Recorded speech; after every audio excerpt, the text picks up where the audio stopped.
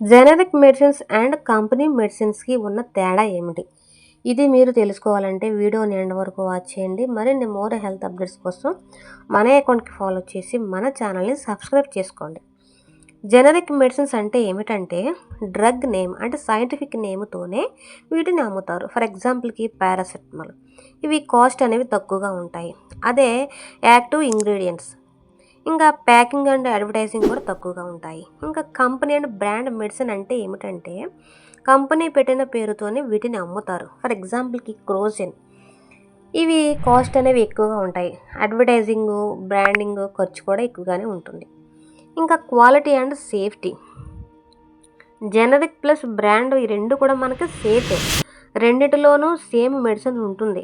అలాగే government rules ప్రకారమే ఈ రెండింటిని కూడా తయారు చేస్తారు. ఏది మంచిది ఈ రెండిటిలో అంటే డాక్టర్ సూచిస్తే జెనరిక్ మెడిసిన్ కూడా మంచిదే.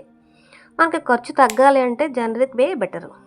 కొన్ని సెన్సిటివ్ కేసెస్లో కూడా డాక్టర్స్ బ్రాండెడ్నే రికమెండేట్ చేస్తారు. ఇంకా సింపుల్గా చెప్పాలంటే ఈ రెండు మెడిసిన్స్ కూడా పని ఒక్కటే, కానీ పేరు కాస్ట్ మాత్రమే డిఫరెన్స్ అనేది ఉంటుంది.